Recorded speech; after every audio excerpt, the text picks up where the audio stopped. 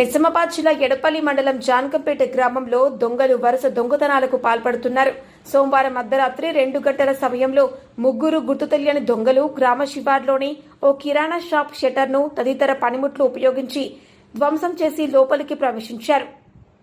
కౌంటర్లో ఉన్న నగదు, షాపులో ఉన్న సామాగ్రి దోచుకొని పారిపోయారు.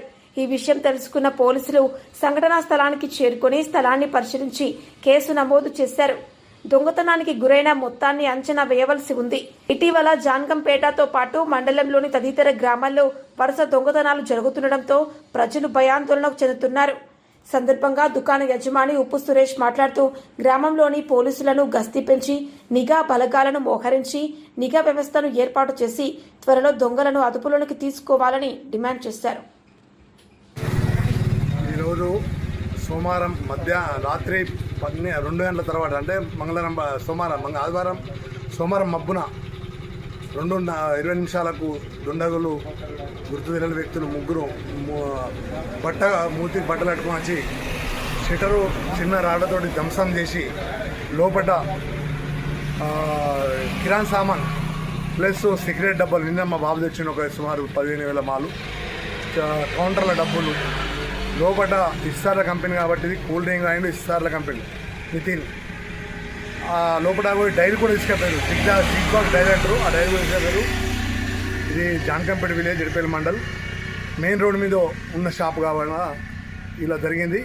ఇంతకుముందు కూడా గతంలో జాన్కంపేట చాలా దొంగతనాలని అయినా పోలీసు వాళ్ళు అంతా పట్టించుకోకపోవడమే ఈ కారణం ఇలా మా దొంగతనం అయింది. గతంలో కూడా జరిగిన దొంగతనాలు కూడా ఒకటి పందిగా తీసుకుంటే ఈ దొంగతనం కాకపోతే ఎందుకంటే మేజర్ విలేజ్ జాన్కంపేట గ్రామ పంచాయతీ 2 ATMలు ఉన్నాయి, 2-3 ATMలు ఉన్నాయి. పెద్ద విలేజ్ కాబట్టి పెద్ద పోలీసులు ఉండకపోవడం వల్లనే ఇప్పుడు సంఘటనలు జరుగుతున్నాయి. వాళ్ళు ఖచ్చితంగా సిపి గారు కూడా దీన్ని దృష్టిలో పెట్టుకొని మా జాన్కంపేట మేజర్ విలేజ్ కాబట్టి ఖచ్చితంగా ఎప్పుడు గస్తీ పోలీసులు ఇక్కడ ఉంచవలసిందిగా కోరుతున్నాను. ఇటువంటి సంఘటనలు ఇంకా ఇవ్వాలి కావద్దని సుమారు మా షాప్లో సుమారు 40,000 నుంచి 50,000 ఐటమ్స్ ఇది. అట్లా మా చిన్న ఫ్యామిలీ వల్ల పెద్ద ఇంకా ఇళ్ళల్లో పోతే బంగారం పానాలు కూడా పోతాయి. గ్రామస్తులు ఎంతో ఇబ్బందులు ముందే భయంలో ఉన్నాడు. భయంలో ఇంకా సంఘటనలు జరుగుతున్నాయి. మన జాగ్రత్త పుస్తకాలు తాడు అంతా ముందు కిరాణా షాప్ దొంగతనం ఇట్లా డైలీ ఒకటి జరుగుతుంది. దీనికి ఎంబటే స్పందించి పోలీసు వాళ్ళు వచ్చి దీన్ని స్పందించి ఎంబడి దొరకబట్టే ప్రయత్నం చేయాలి. ఎందుకు దొంగతనాలు ఎందుకు దొరకబడతారు, మరి ఎడపల్లి పోలీసు వాళ్ళు ఎందుకు చేస్తారో, మరి సిబ్బంది ఎందుకు పనిచేస్తలేదో అర్థమవుతలేదు. ఖచ్చితంగా దీన్ని గస్తీ పెంచి ఎక్కడ దాకా బార్డర్ ఉందో ఆ బార్డర్ వరకు రాత్రి పెట్రోలింగ్ చేయాలా. బాధ్యత లేదు, పోలీసు బాధ్యత కాబట్టి పెట్రోలింగ్ ఎక్కడ బార్డర్ ఉందో ఆ బార్డర్ దాకా చేయాలా. మాకు ఎడపల్లి పిఎస్ వస్తుంది కాబట్టి నౌపేటలు రారు. అదే నౌపేటలు వస్తారు ఇంతకుముందు. ఎడపల్లి పిఎస్ కాబట్టి రారు. ఎడపల్లి వాళ్ళు ఇక్కడ దాకా రావాలా. 2 సార్లు పెట్రోలింగ్ చేస్తే మీరు మీద భయం ఉంటుంది.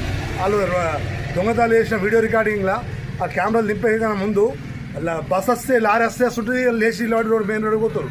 వాళ్ళు రికార్డింగ్ అయ్యారు. ఇంతకుముందు దొంగ కూడా ముగ్గురే ఉన్నారు. మరి ఎందుకో ఇది అర్థమవుతలేదు. ఖచ్చితంగా పోలీసులు దీని మీద చర్య తీసుకొని సిపి గారు కూడా చర్య తీసుకొని దీని మీద స్పందించాలని కోరుచున్నాం.